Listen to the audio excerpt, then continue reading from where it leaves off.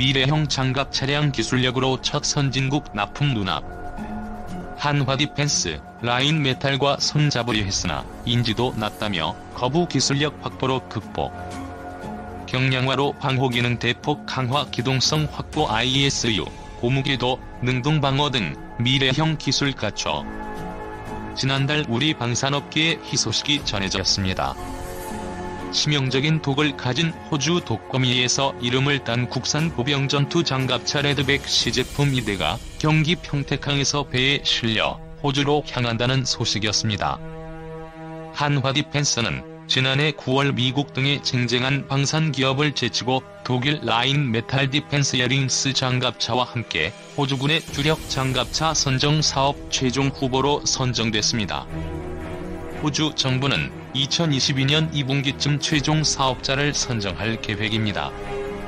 사업 규모만 5조 원인 이번 사업을 수주하면 국산 장갑차가 선진국의 주력 장갑차가 되는 첫 번째 사례가 됩니다. 이 회사가 경쟁에서 탈락시킨 업체 중에는 M2 브래들리 장갑차로 유명한 미국의 BAE 시스템즈도 포함돼 있었습니다. 경쟁사 차량보다 2톤 가벼운 무게 비밀. 저는 궁금했습니다. 레드백은 왜 세계 최강일까? 회사에서 배포한 자료만으로는 궁금증이 완전히 해소되질 않았습니다. 그래서 좀 더 깊이 취재해보기로 했습니다. 무게 42톤. 최대 시속 65km. 라인메탈의 링스 장갑차보다 2톤가량 가볍습니다. 링스 장갑차는 무장까지 포함하면 50톤에 육박할 것이라는 분석도 나옵니다. 차체가 너무 무거우면 기동성이 떨어져 적이 공격에 취약하게 됩니다. 그러나 방호력을 갖추려면 어느 정도의 무게는 감소해야 합니다. 그래서 개발팀은 차체에 불필요한 무게부터 줄이기로 했습니다. 장갑차가 달릴 때 지면의 충격을 흡수하려면 현수 장치가 필요합니다. 과거엔 주로 가로로 긴 쇠막대 형태의 토션 바라는 장치를 활용했습니다. 지뢰 공격 등으로 이 부분이 망가지면 안 되기 때문에 차체 하부는 굉장히 두꺼운 장갑을 덧대게 됩니다. 당연히 무게가 늘어날 수밖에 없습니다. 경쟁사 제품인 링스는 이런 기술을 택했습니다. 반면 레드백은 이런 쇠막대가 없는 암내장식 유기압 현수 장치를 사용했습니다. 한국이 이미 과거에 세계 최초로 장갑 차량에 적용한 우수 기술입니다. 각 바퀴에 작은 크기의 ISU가 장착돼 능동적으로 충격을 흡수합니다. 차체 하부에 장갑을 덧댈 필요도 없습니다. 개발팀은 여기서 대폭 줄인 무게를 상부 장갑 강화에 활용했습니다. 엔진과 변속기를 하나로 묶은 파워팩은 K9 자주포에 적용된 것을 그대로 가져와 최단 기간에 체계 개발을 완료했습니다. 과거 K9 파워팩 개발 과정엔 독일과 미국 부품을 수입했지만 현재는 엔진 품목 수입 90%를 국산화해 사실상 국산 파워팩으로 탈바꿈했습니다. 또 전 세계적으로 1600대를 운영하는 K9의 검증된 파워팩이라는 점에서 신뢰도가 매우 높다는 평가를 받고 있습니다. 고장나면 과거처럼 차량을 수리하는 것이 아니라 파워팩만 드러내 교체하는 방식이어서 편의성도 높다고 합니다. 고무궤도가 철제보다 내구성이 더 좋다? 또 다른 특징은 고무궤도입니다. 캐나다 궤도 제조업체 수시 제품입니다. 무게는 철제 궤도가 4.9톤, 고무궤도는 2.1톤으로 무려 2.7톤의 무게를 줄일 수 있게 됐습니다. 여러분이 굉장히 궁금하게 생각하는 부분인데 놀랍게도 고무궤도의 내구성은 최대 5,000km로 철제 궤도보다 훨씬 우수하다고 합니다. 또 철제 궤도는 500km 전후로 고무 패드도 교체해야 하지만 고무궤도는 1년에 800에서 1000km를 주행한다고 가정할 경우 5년마다 교체하면 됩니다. 부수적인 효과도 있습니다. 고무궤도와 ISU를 동시에 적용하면서 소음과 진동이 기존 차량과 비교해 70%나 감소했다고 합니다. 또 철제 궤도는 지뢰 폭발 시 그 자체가 파편이 돼 생존의 위협이 되지만 고무궤도는 그런 위험이 적다는 장점도 있습니다. 회사는 미국 노스롭 그루먼사의 MK44 30mm 기관포를 주무장으로 채택했습니다. M2 브래들리 장갑차의 25mm 기관포와 동일한 전동식 기관포로 불발탄이 발생해도 전동기를 통해 계속 사격할 수 있습니다. 경쟁 차량인 링스 장갑차는 이런 기능이 없어 연사속도가 다소 높긴 하지만 불발탄이 발생하면 승무원이 수동으로 대처해야 하는 어려움이 있습니다. 대전차 미사일은 이스라엘 라파엘사의 스파이크 LR2로 장착합니다.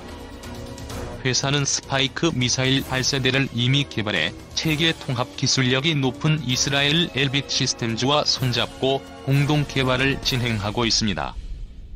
한화 디펜스는 호주 현지화에도 공을 들였습니다. 특히 호주의 포탑 제조사인 EOS사가 포탑 제작과 원격 사격 통제 시스템 개발을 맡기고 여기에 엘빗을 포함시켜 막강한 팀 한화 진영을 꾸렸습니다. 회사는 호주 현지 중소기업 400곳과 접촉하며 협력 업체를 물색하는 등 현지 친화적인 납품 구조도 마련하고 있습니다. 장갑차에 적용된 세대 항공기 기술. 장갑차에 항공기 기술이 포함됐다고 하면 믿기지 않을 수도 있습니다. 그런데 레드빅엔 실제로 아이언 피스트, 아이언 비전, 상태 감시 장치라는 3개의 항공기 기술이 포함되어 있습니다. 아이언 피스트는 이스라엘이 개발한 능동방어 시스템으로 장갑차 또는 전차로 접근하는 대전차 미사일 등을 AESA 레이더와 적외선 탐지기 등으로 미리 포착해 요격하는 체계입니다. 승무원이 차량 내부에서 특수 고글을 쓰고 전차 외부의 360도 전방향의 상황을 감시하는 아이언 비전도 매우 독특한 기술입니다. 상태 감시 장치는 차량 운행 중 실시간으로 차량 상태와 결함에 대한 데이터를 전송해 사고 발생 전에 정비할 수 있도록 돕는 관리 시스템을 의미합니다. 한화 디펜스의 레드백 개발팀 관계자는 세계 최고의 기술력을 모두 모아놓아도 제대로 활용하지 못하면 아무 소용이 없다며 우리가 자랑하는 가장 큰 기술력은 이런 기술들이 아무 문제 없이 기능할 수 있도록 하는 체계 통합 기술이라고 강조했습니다. 이어 각종 방어 키트와 설계를 바탕으로 총탄과 지뢰, 대전차 로켓 등의 공격에도 끄떡없이 탑승 병력을 보호할 수 있는 세계 최강의 방호 체계를 갖고 있다고 해도 과언이 아니다라며 최종 관문에 올랐다는 것만으로도 이미 기술력은 검증받았다고 생각한다고 자신감을 내비쳤습니다. 한화 디펜스는 2018년 현재의 경쟁사인 라인메탈의 공동 개발을 추진하자며 손을 내밀었습니다. 세계적 방산 기업이었던 라인메탈은 인지도도 낮고 시제품도 없다며 제안을 거부했습니다. 하지만 회사는 상대적으로 낮은 브랜드 문제를 세계 유수 방산 기업과의 협력과 호주 현지화 전략으로 극복했습니다. 다윗이 골리앗과 최종 관문에 선 것만으로도 이미 1차전은 한화 디펜스의 승리라고 볼 수 있습니다. K9 자주포 이후 또 한 번의 성공 신화를 보여주길 기대합니다. 국내 개발 장갑차 레드백, 호주 점령 나선다. 한화 디펜스, 호주 장갑차 사업 경쟁 시제품 2대 이달 말 선적. 사업 규모 5조 원대, 연말 시험평가 돌입.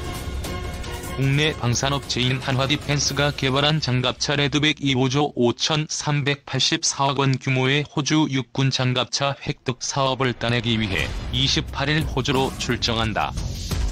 레드백은 현재 최종 2개 후보에 뽑힌 상태다. 최후의 승자를 놓고 오는 11월 호주 육군이 주관하는 현지 시험평가에서 독일 장갑차와 겨루게 된다.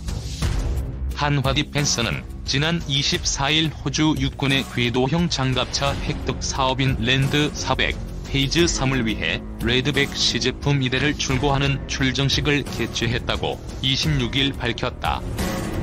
시제품 2대는 28일 평택항을 출발해 다음 달 말 호주 멜버른항에 도착할 예정이다.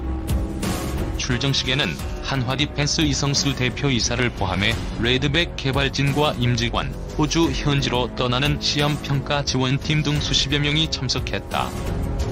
레드백은 우리 군의 실전 배치대 성능이 검증된 K-21 보병 전투 장갑차 기술에 K9 자주포의 파워팩 솔루션을 더해 만든 미래형 궤도 장갑차다. 특히 방호력과 기동성이 대폭 강화됐다. 반능동식 유기압식 현수 장치를 도입해 자체 중량을 줄이면서도 지뢰와 총탄 공격에 대비한 방호 능력을 강화한 것이다. 레드빅은 또 철제 궤도가 아닌 고무 궤도를 장착하고 있다. 이를 통해 소음과 진동 및 자체 무게를 획기적으로 줄였다. 최고 시속 65km로 달릴 수 있다. 레드빅은 호주와 이스라엘 기술을 접목한 30mm 포탑과 대전차 미사일 등을 탑재해 화력 성능도 끌어올렸다. 승무원은 3명, 8명의 보병 등 모두 합쳐 11명이 탑승할 수 있다. 한화디펜스 창원이 사업장에서 지난 24일 호주 장갑차 사업에 경쟁할 레드백 장갑차 출정식이 개최됐다. 레드백 장갑차는 K-21 장갑차와 K9 자주포 기술을 바탕으로 개발한 미래형 궤도 장갑차로 지난해 9월 호주 장갑차 사업에 최종 2개 후보 장비로 선정돼 오는 10월부터 현지 시험 평가에 들어간다. 한화디펜스 제공. 한화디펜스 관계자는 레드빅은 세상에서 가장 강한 독을 가진 독거미로 알려진 붉은 베가부 거미에서 따온 명칭이라며 호주 지역에 서식하며 뱀을 사냥할 정도로 강력한 독을 품고 있는 거미라고 말했다. 레드빅은 랜드 400, 페이즈 3 사업 1차 관문에서 미국과 영국의 글로벌 방산 기업을 제쳤다. 지난해 9월 독일 라인 메탈 디펜스 에링스 장갑차와 함께 최종 2개 후보로 압축됐다. 한화디펜스는 그 직후 호주 방위사업청과 450억 원 규모의 RMA 계약을 체결했다. RMA는 최종 우선 협상자 후보를 결정하기 위해 현지에서 후보 장비들에 대한 요구사항 충족 여부를 평가하는 절차다. 각 후보 업체는 3대의 시제품을 납품하게 되는데 한화디펜스는 이번에 시제품 2대를 호주에 보내고 나머지 1대는 내년 1월까지 보낼 예정이다.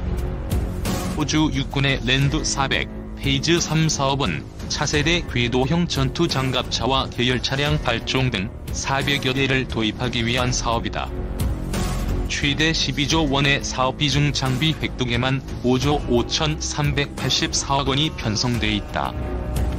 레드백에 대한 현지 시험 평가는 오는 11월부터 약 10개월간 호주 육군 주관으로 진행된다. 이 기간에 차량 성능과 방어 능력 테스트, 운용자 교육, 평가 등이 이루어진다. 최종 우선 협상자 선정은 2022년 말 결정될 것으로 보인다. 레드백은 또 내년 초 시작되는 미군 육군 브래들리 장갑차 교체 사업에도 진출할 예정이다.